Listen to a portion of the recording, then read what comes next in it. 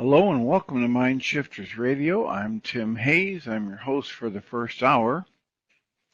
And today is Wednesday, March 26th, 2025.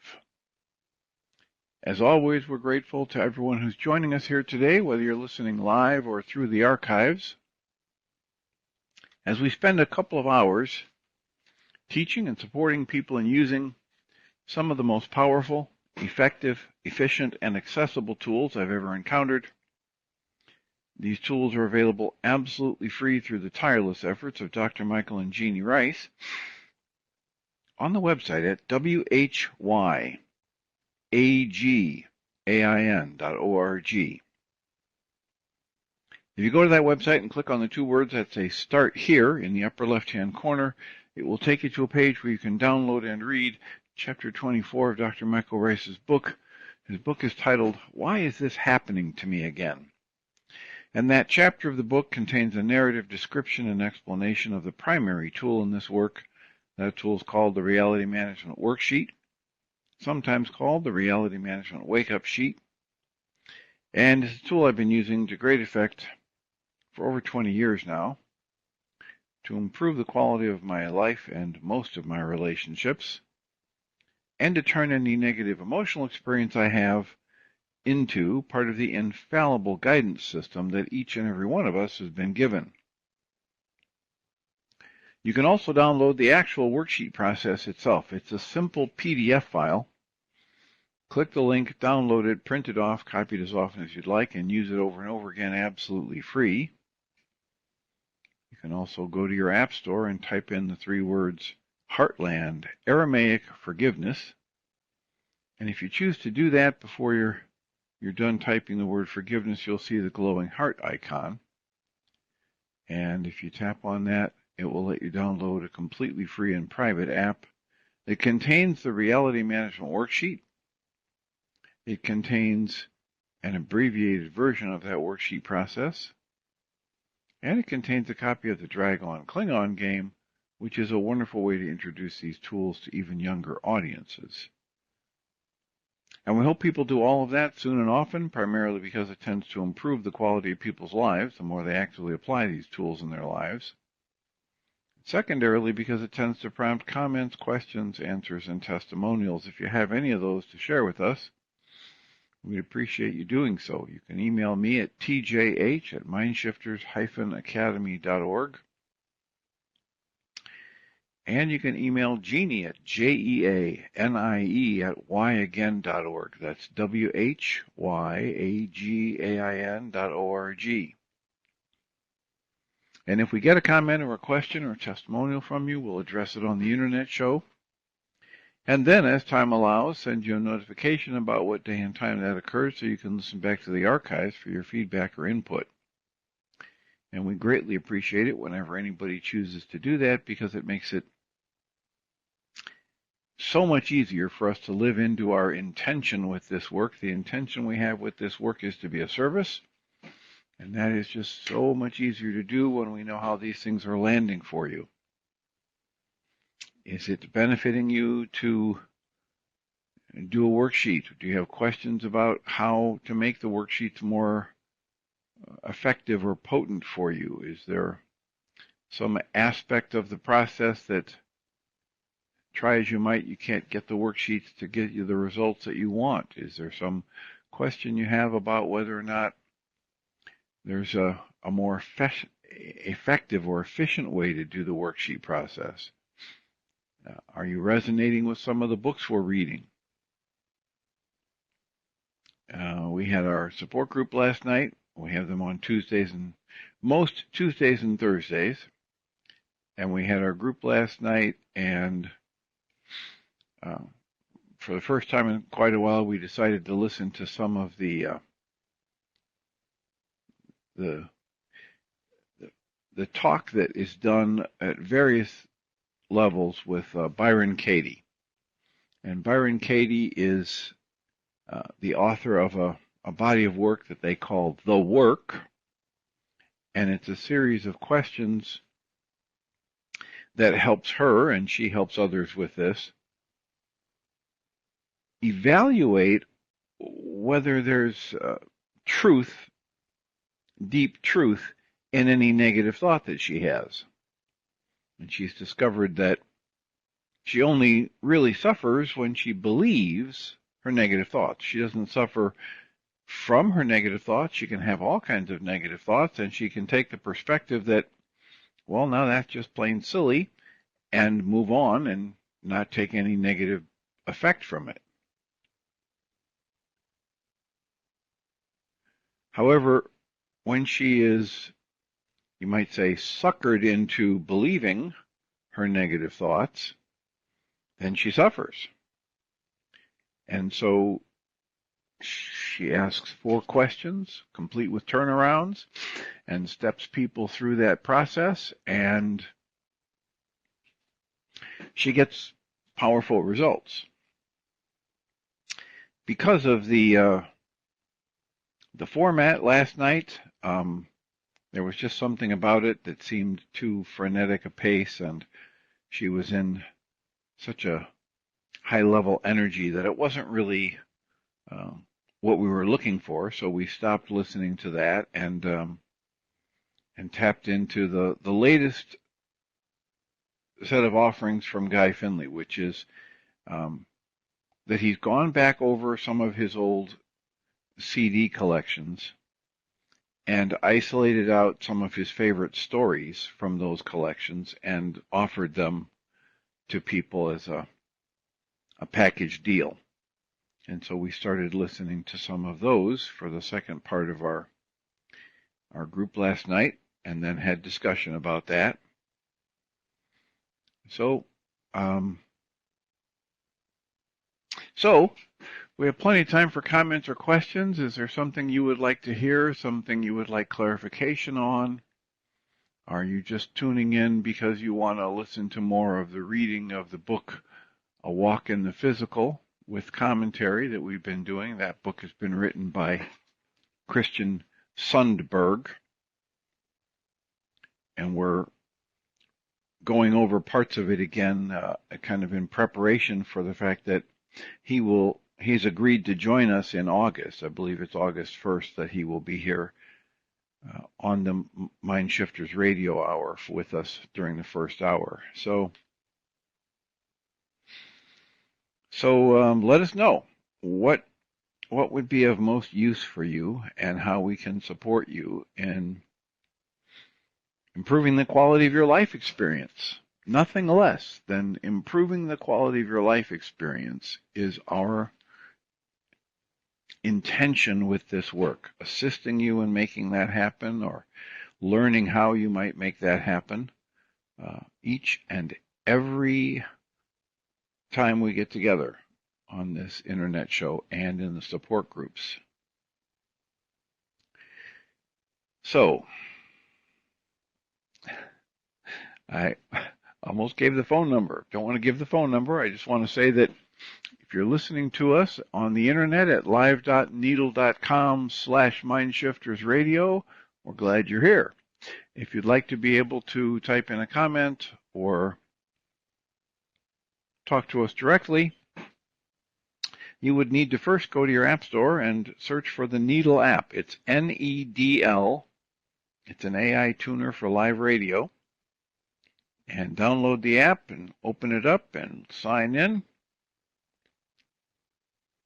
After you answer a few questions, you'll have the option then to either type a comment or tap the phone icon and actually talk to us voice to voice.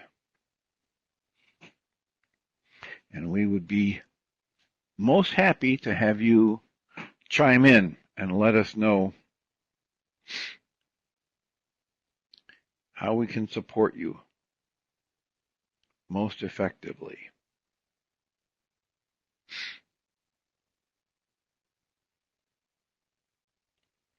So, in lieu of somebody raising a hand or typing in a comment, I will get back to the reading of the book, A Walk in the Physical by Christian Sundberg.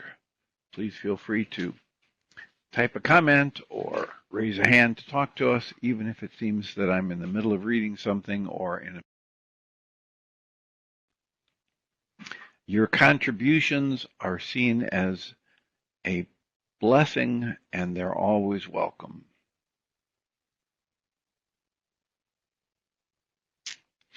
So we had, I think it was Susan Bingham, comment recently that she doesn't hear, or she doesn't recognize that Christian Sundberg uses the word God. And so because of, just a little backup, the section I'm reading in the second section under the part 1 reality model is called The Soul and the Whole. I know I read some of this yesterday, but it's a good review. S-O-U-L and whole, W-H-O-L-E. And Christian writes, source with a capital S, source, which is also called God, is sentient, purposeful, and unfathomably wise and loving. The whole of consciousness decided to individuate itself. And we call those individuations souls. Each soul is indivisibly part of the one. And yet, it is simultaneously a precious, sovereign, free-willed piece of the one. There is no paradox in this simultaneous oneness and individuation of the soul. In the words of Rumi, quote, "You are not just a drop in the ocean, you are the mighty ocean in the drop." Close quotes. So, through individuated pieces of himself, herself, itself, whatever you want to use as a pronoun for this consciousness we're calling God or Source or all that is, through these individuated pieces of herself, Source takes on numerous physical and non-physical experiences, including experiences where she may veil from herself her true nature, so that she can have the experience of having a separate perspective. She does this for the purpose of the expansion of the joy, the love, and beingness through creation. The soul is always full of the amazing life, power, vibrance, and profound abundance of being. Each soul contains many aspects of the self, different personalities or characters that it has been and is, and yet, at the same time, it transcends them all. In other words, the human character is a small part of a much larger, multidimensional self. The soul is the same, quote, I, close quotes, even when it engages the experience of being these different personalities or characters. And they are each available to each other, and they inform each other.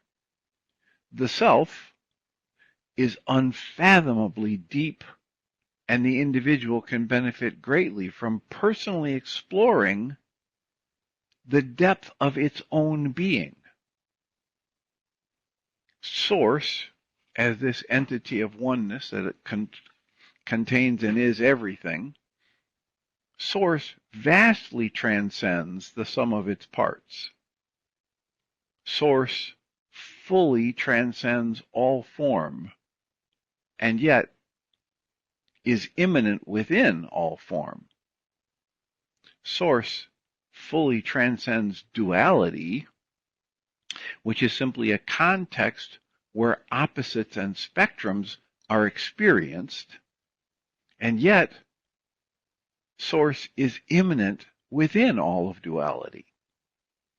From the unfathomable wisdom and love, capital S Source has established divine laws for how manifest creation actualizes itself.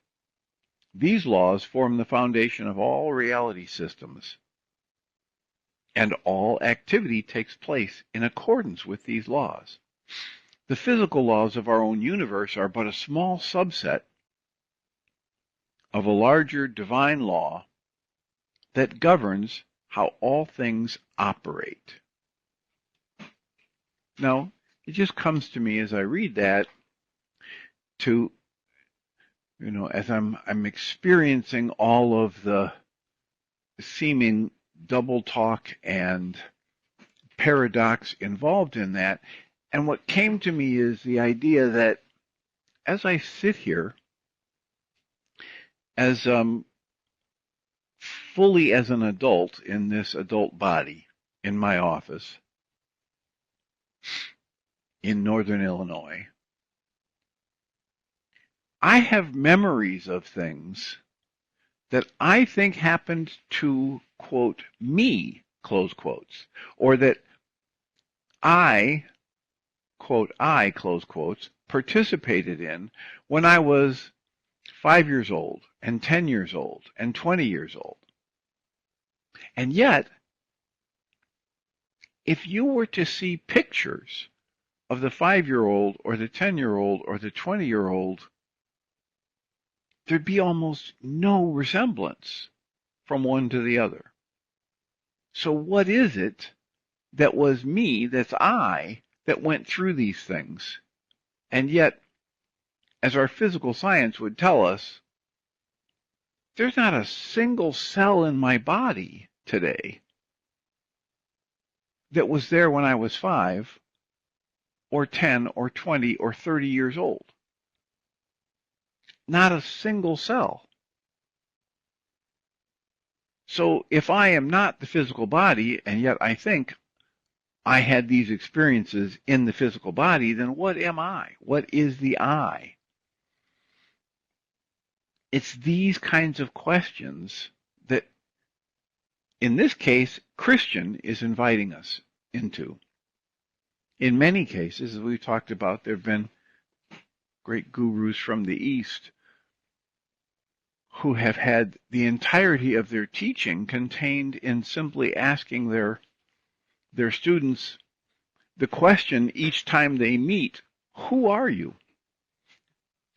And doing what they can to facilitate the student exploring that question at deeper and deeper levels.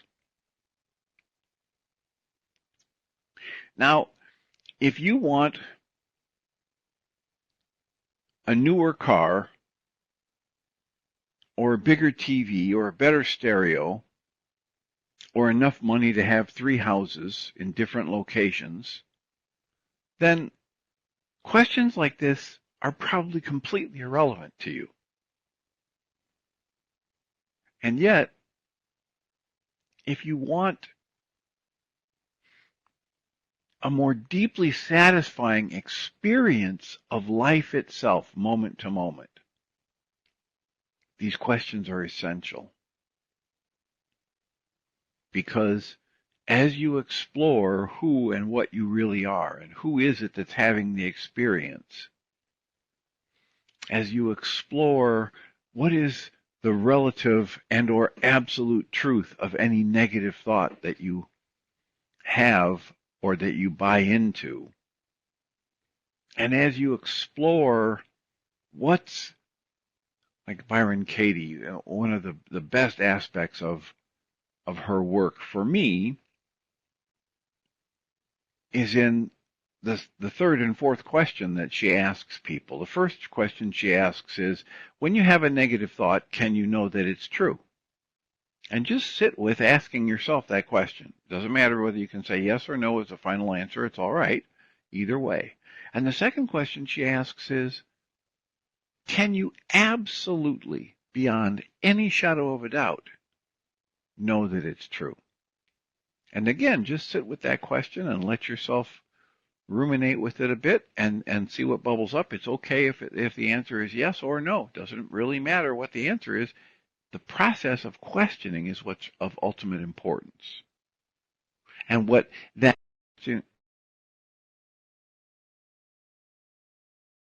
it's what that questioning process can help you reveal for yourself about your situation. And the third question she asks is,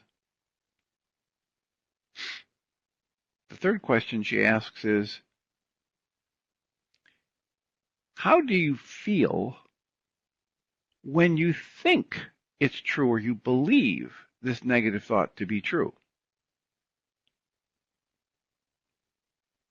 And just sit with that. Let yourself actually get into what is the feeling. And the fourth question is, how would you feel? What would your life be like if you did not believe this negative thought was true? And as you will allow yourself to explore questions like this, you'll allow yourself to get in touch with the actual dynamics that are creating your experience of life.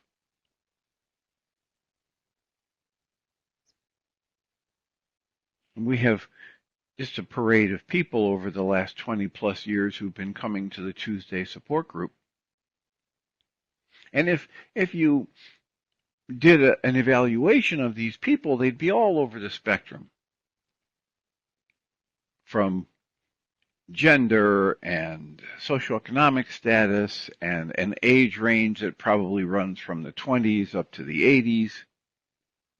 And one of those spectrums that you could look at these people on and you could evaluate them on is how much time they spend in the negative emotional states, how much of their mental emotional energy they pour into any negative thought pattern. And it's all over the map. And to really get an accurate assessment, you'd have to have these people enter a questionnaire, because sometimes there are people who have a lot of negative thoughts and pour a lot of their mind energy into negative thoughts, but they don't voice them out loud. So they smile. But behind the smile, there's all kinds of turbulence and negativity. And other people, they just come right out with all their negativity. And they'll either blast anger at other people, or they'll be the poor me, and so there's just a range of people on the spectrum and how they handle and deal with their negative thoughts. And some of those people never stop to consider, what would it be like if I chose not to believe this thought? How is the mechanism of pouring my mind energy into this thought as though it's real, how is that creating the pain that I'm experiencing right now, whether it's a negative emotional pain or a physical pain? So as we look at a section from the book A Walk in the Physical by Christian Sundberg titled The Soul and the Whole, and he's trying to give us a way to just play in our thoughts with things that go way beyond words, and look at the paradox of how you are part of the one mind, and yet you have an experience of yourself as separate. And at the same time, you can't ever be separate from your source. How might that happen? And if you're thinking of yourself as just a physical body, and you're looking at only what's been programmed into your mind or your intellect through your senses, then that's not going to make any sense whatsoever. But it's just like I was reporting the other day that there's a chunk of a talk from a darshan from Jayam from Lesson 8 of the Way of Mastery, where he says, there comes a point in time where you have to recognize that your conscious logical mind simply can't take you into an understanding of the bigger picture. So you've got to find a way to ask and rely on input from something outside your conscious logical mind, outside these rather gross or heavy, blatantly obvious input of the senses. And this is exactly in line with what Dr. Michael Rice says when he says, you know what? To heal, you've got to be out of your mind. That there has to be a level at which you get tired of beating your head against the brick wall, of wanting things to be different than they are, before you will choose to be happy or choose to resonate joy and love, and you get tired of waiting for the outside circumstance or whatever you're looking at and interpreting in a negative way. You get tired of waiting for it to change, and you step back and say, what if I just change and I just get happy and I just allow and I just get in touch with my true nature as love and start extending that, even though the building is crumbling around me, even though the bank account is empty, even though my physical body isn't performing the way I want it to or doesn't feel the way I want it to. And to the conscious logical mind, that doesn't make any sense at all. And yet, many, many people that I've been around and worked with and interviewed and helped with tools like this report that it's a very useful process to choose to create a pleasant emotional state before the outside circumstance changes. So, again, please feel free to type in a comment in the app and or raise a hand to ask a question. Moving ahead in the book, A Walk in the Physical by Christian Sundberg. The third section in this part of the book is titled The Expansion of Beingness Through Creation. And Christian writes, beingness is perfect just as it is. And yet, it chooses to actualize and expand itself through capital C, creation. Now he puts in parentheses, through manifestation of defined experience, close parentheses. So beingness, consciousness, the one mind, is perfect just as it is, and yet it chooses to actualize and expand itself through this process that we call creation. He goes on, in the context of the whole creative process, at any given point, the soul is only, quote, so good, close quotes, at expressing its true nature through a given context. So while there might be this bliss-filled awareness of connection to all there is, and when you're in the non-physical, this brilliant awareness, this deep felt sense of love and gratitude and joy and compassion and bliss when people are in, or consciousness is in, this non-physical state. Yet when it incarnates into the physical state, it accepts the constraints of that physical context, and then it isn't as good at experiencing its true nature as love, or any of these other expansive, positive, we would call them positive or desirable states of energy and emotion.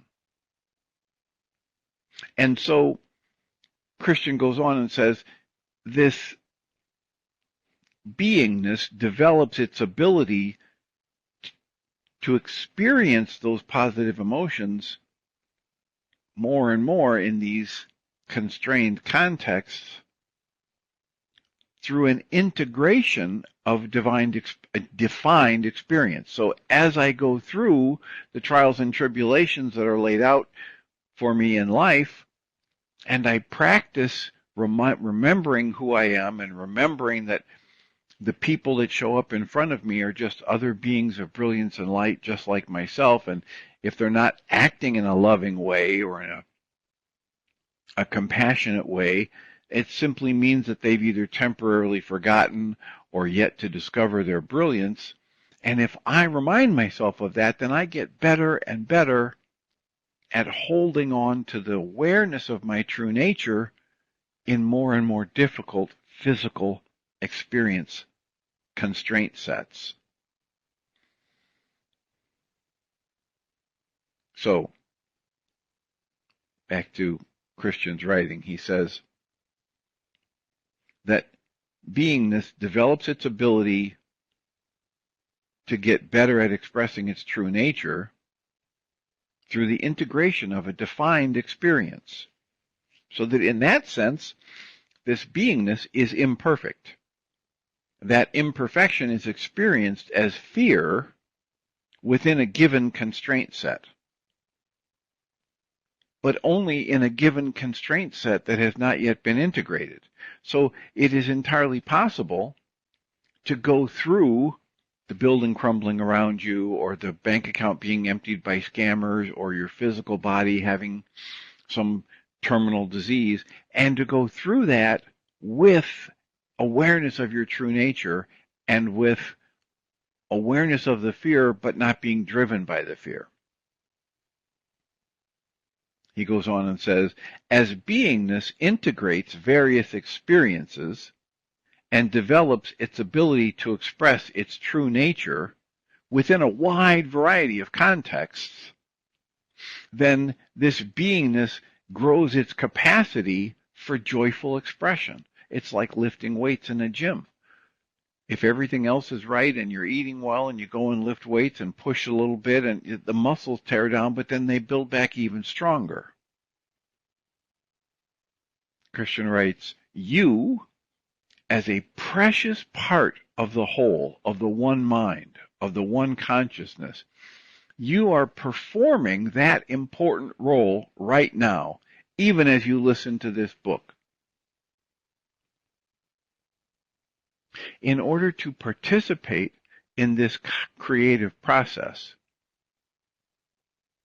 the whole, all that is, the one mind, must apparently cease being the whole, and it must operate from a specific experiential vantage point.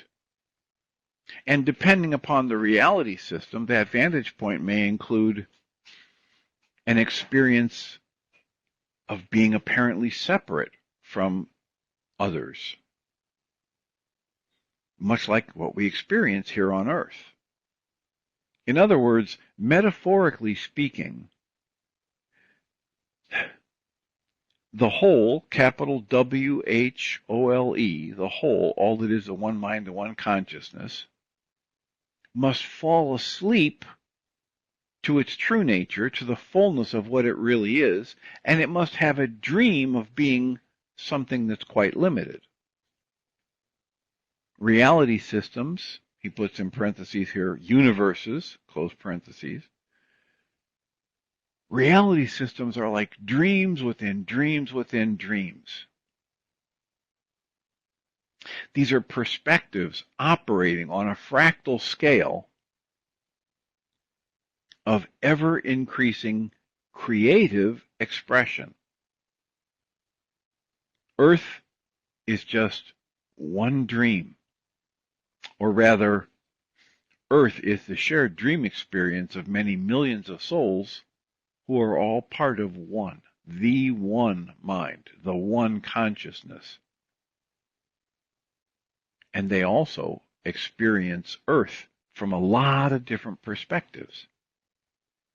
There are dream levels above our own, in quotes, above, close quotes. And here he says in parentheses, astral levels or heavenly realms, close parentheses, or there are dream levels below our own. For instance, someone losing themselves while playing the piano or a video game in our world.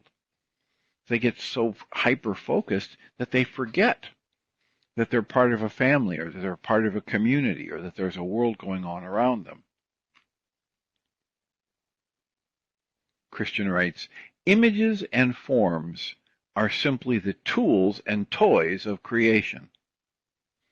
All manifest experience ultimately serves, capital L, life. I can't even begin to estimate how many times someone has posed the question in front of me or to me, what is life about? What's it all about? Why are we here? Why do we create the experience of trauma? Why do some people create an experience of trauma going through an experience that others don't create trauma from?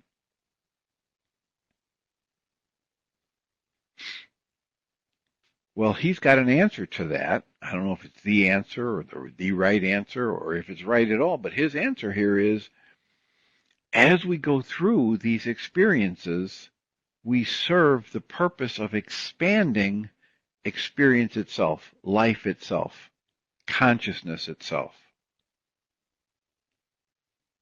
This is very, very similar to what we were talking about when we were reading the book by Stephen Davis, Butterflies Are Free to Fly, where you've got an infinite I that just wants the experiences that you're having.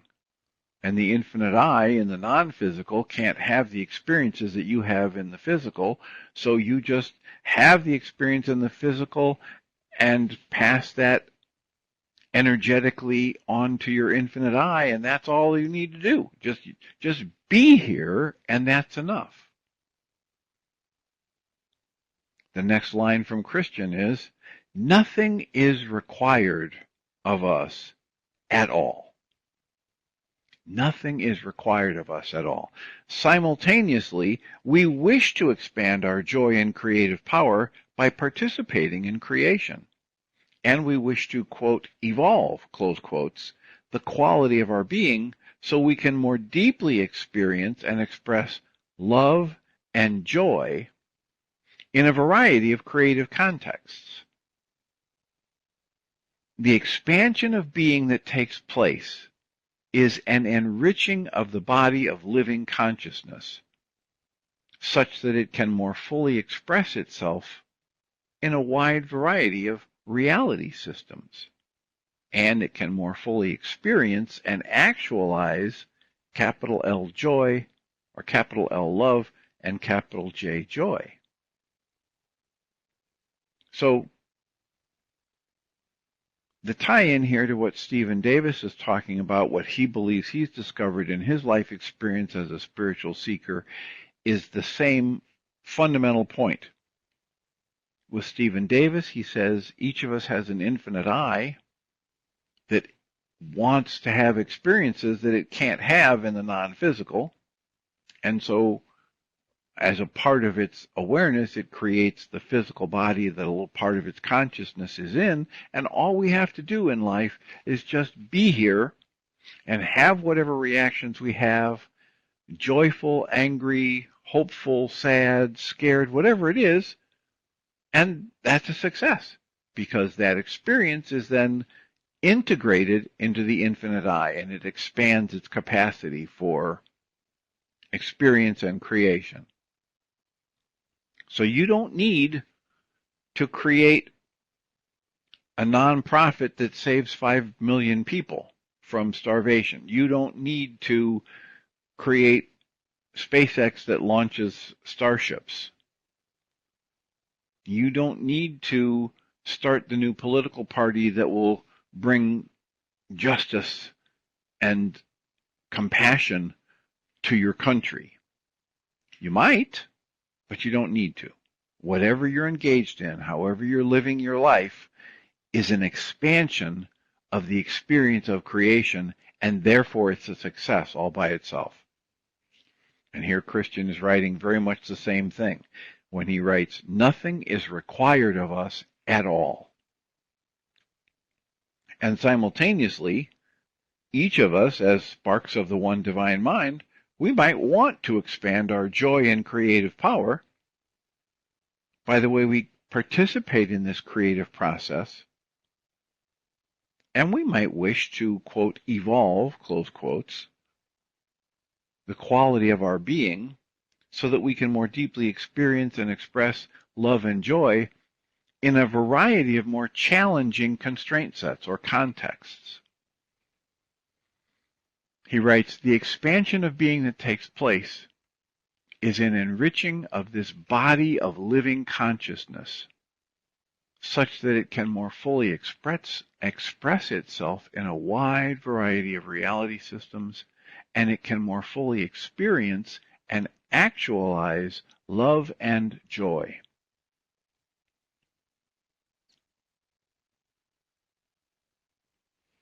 He goes on and says, it's all about love.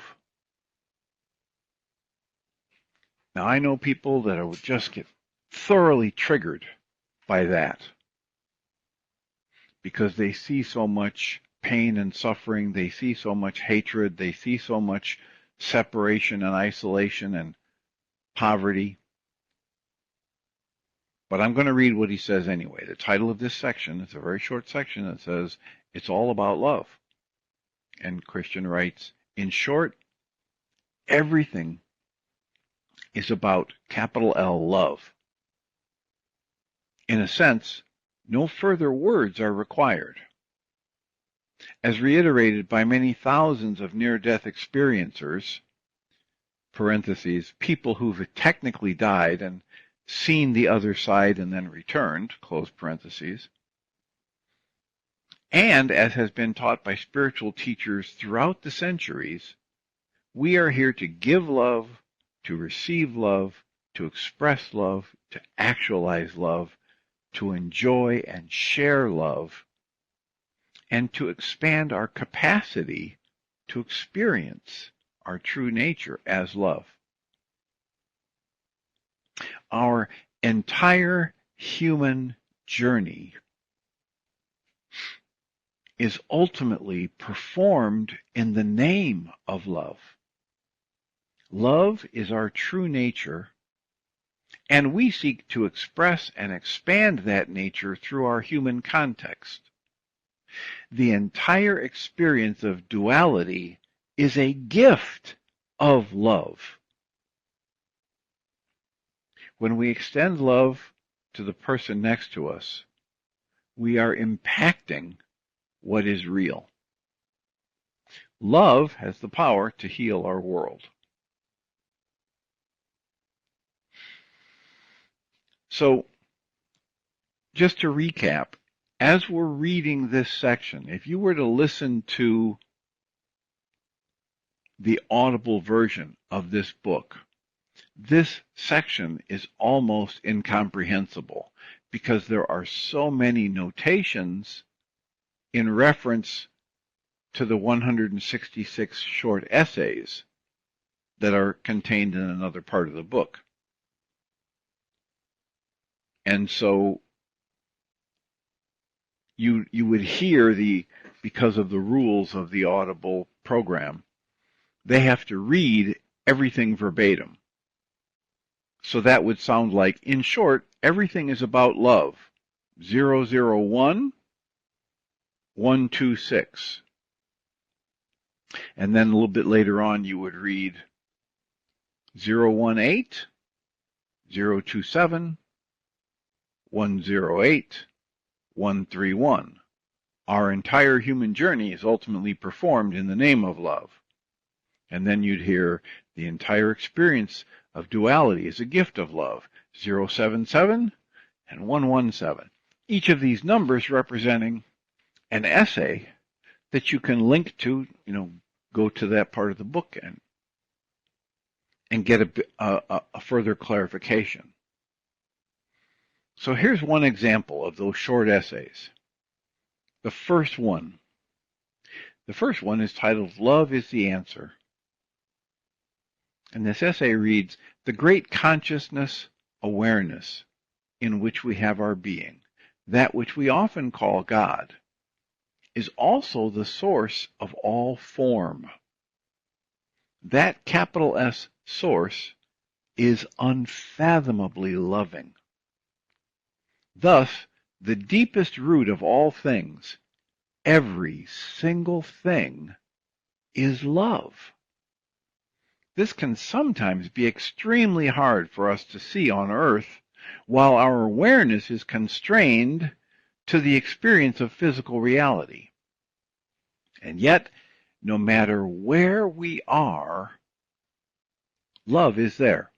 Now, when I read a line like that, my mind is already translating it into the energy of creation gave rise to this, and the energy of creation is that thing we call love with a capital L. He goes on again in this short essay.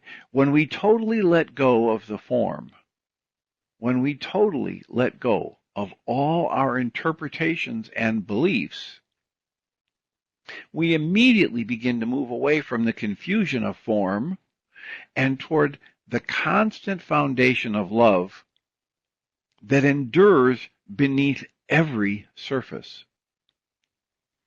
This reminds me of The Way of Mastery, where he says, I began to see the shimmering radiance behind the images that my mind would create. And I asked to only see the shimmering radiance of all that is and the people that are in front of me the way the Creator would see it, without my distortion of judgment and perception. Beneath the surface, all there is this energy of creation. The last short paragraph here is, love is our source and our nature. Love is the substance from which all experience is built. Love is our challenge, our desire, our unavoidable destination. Love is the answer. It's the Alpha and the Omega. It's the beginning and the end. It's the essence of all that is. And when we fight against the flow of life, which is this flow of creative energy, which is all part of the one mind, that's how we create the fear, the resentment, the guilt, the shame, the judgment, etc.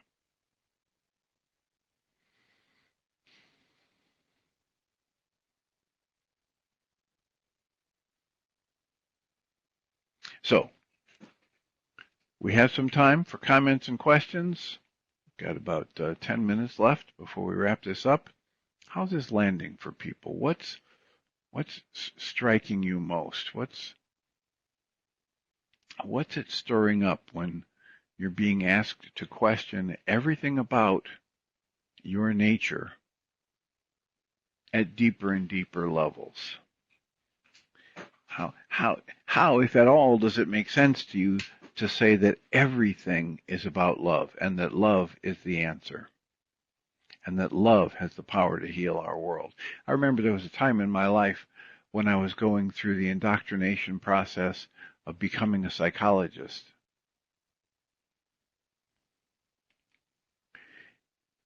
And before that, there was a Beatles song or a John Lennon song about all you need is love.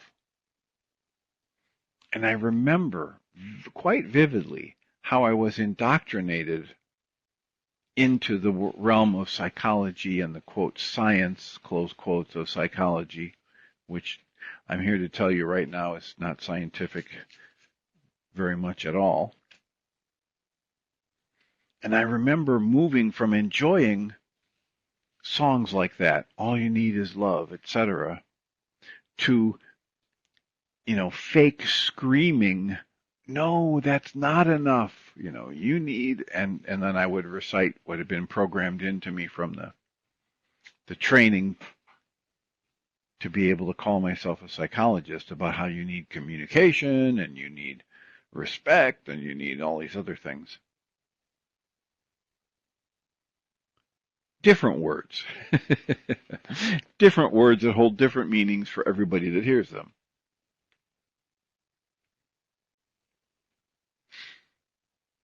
And these days, what I understand is it doesn't really matter because even the words that we're using to describe this stuff are made up. And every human being, every physical being that's here is having a unique experience, unique specifically to them, as Dr. Michael Rice has in one of his earlier worksheets. There's a line that says, the truth is, My reality is strictly internal. It's unique to me, and it's created out of my own thoughts. So it doesn't really matter what you say or what anybody else says or what any great spiritual teacher says or what's written down in some holy book, because it's all made up. It's all make-believe. It's all just another attempt from another specific set of constraints within the physical realm and human life experiences that have added up, that have been run through the blender or the meat grinder of that person's intellectual training and their language and their family experiences. It's okay because it's all made up, and my thoughts about it are made up, and my judgments about it, good, bad, or otherwise, are just my own creation or my buying into somebody else's creation. And work like this is calling us to question it at deeper and deeper levels and understand the gift, the precious gift that we could accept that life itself is, that our ability to be here is. And even wonderful, deeply artistic and loving people like Andrea Gibson write about it and say, for those times when I no longer want a body, those times when I'm fed up with life and the physical aspects of it. And then she writes this spoken word piece that says, what if when the body dies, the soul misses the body? It misses all the aches and pains. It misses the things that the body experienced as shame, guilt, depression, physical aches and pains. What if each of these experiences is precious in its own right to the soul, to the higher consciousness? And how, if that's true, how silly it is that any of us sit here and don't want what life has brought us. And how silly it is to not use it as a learning experience, as a building, strengthening experience. Now, is it absolutely true that we're here simply to learn, to get stronger in our capacity to express and experience love and joy in more and more challenging constraint sets? Is that the truth of our lives? I have no idea. I just happen to be one of the little sparks of consciousness that thinks, you know what? That sounds like a better way to go at life than what I was taught, than what I was raised to believe. This seems like something I could get into. This is something that strikes me as a viable challenge for improving my situation, my experience of my situation, even if the physical experience and expression doesn't change. This gives me something I can actually work with. I like this idea. Just in case you hadn't noticed, I like the idea of practicing being more loving in more and more difficult situations, like a car accident, or having a surgery, or recovering from the surgery, or experiencing that my body doesn't work anywhere near the levels that it used to work at when I was 20 and 30 and 40 years old. I think that's something I can practice with without beating myself up about how the body doesn't function now the way it did then, or about the fact that the car accident happened, or about the experience I'm having of discomfort or swelling or difficulty chewing or whatever. I like this idea that I can be right here in the middle of this and choose for love and choose for joy and choose to practice turning the focus inside myself and asking myself, how am I creating this upset in this moment? How am I missing this opportunity to be joyful about the gift of life itself? And I like that challenge, and I like the fact that over time I've witnessed my capacity for being more loving, for letting go of the negative emotions more quickly, for choosing for love more immediately has grown.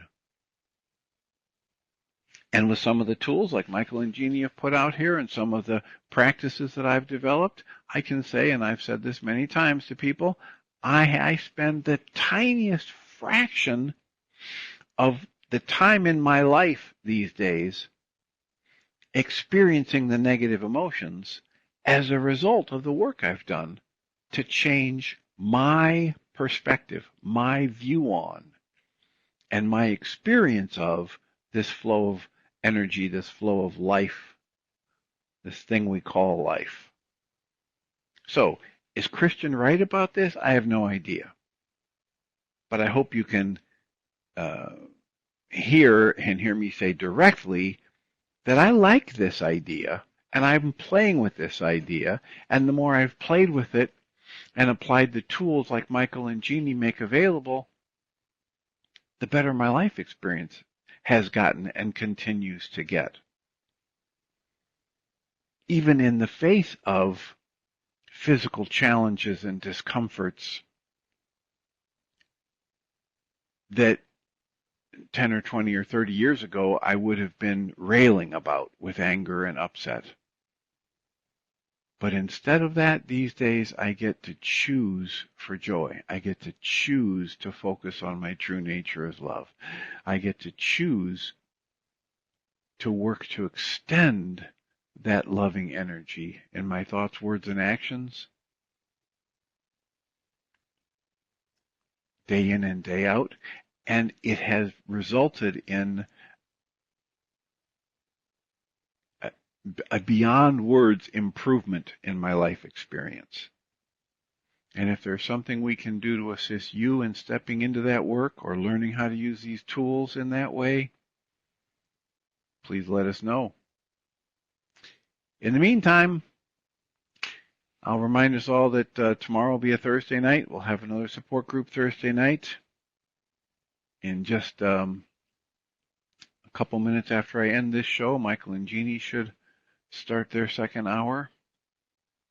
And I'll remind us all that we come from love. We're made of this stuff we call love. We actually are the energy of creation expressing in form that many call love. And everything else that you think about or believe about yourself just might be false. Blessings.